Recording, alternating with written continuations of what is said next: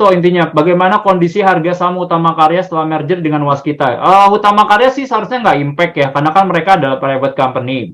Nah, cuman mungkin kita akan bahasnya dari sisi Waskita Karya. Kita belum tahu metodologinya akan seperti apa penggabungan ini ya. Dan ini pun masih ada rencana ya, karena sebenarnya kan rencana holding BUMN ini kan bukan sekarang-sekarang doang ya. Sebelum-sebelumnya kan juga udah ada rencana buat holding BUMN.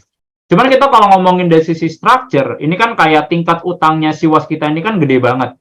Bottom line mereka juga loss gitu ya, karena mereka masih ada investasi di beberapa jalan tol yang ibaratnya kita tahu nih bahwa bisnis jalan tol ini kan biasanya EBITDA-nya positif baru tahun ke-10 sampai ke tahun 15.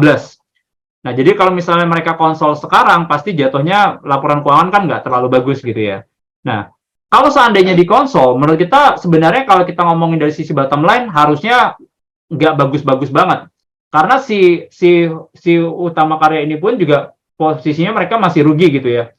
Nah, jadi itu yang sebenarnya kayak saya jadi agak sedikit concern gitu. Cuman yang menurut saya bagus adalah kalau seandainya di konsol, kemampuan raca mereka tuh sebenarnya posisinya jadi lebih kuat buat si Waskita Karyanya. Karena kalau kita lihat ini, mereka kan net gearingnya kan lumayan rendah gitu ya, cuma 0,16 kali. Nah, jadi kalau kita lihat equity-nya ada support, cash-nya ada, menurut kita harusnya bisa bakal ini ya, bisa bakal nopang ke bisnisnya si Waskita.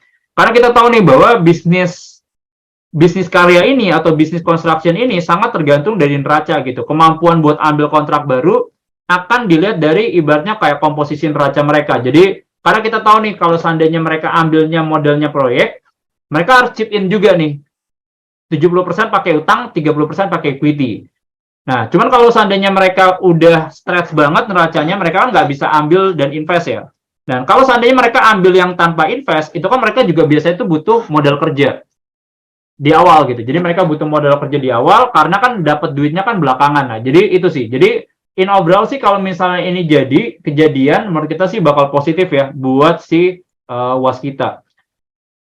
Jadi itu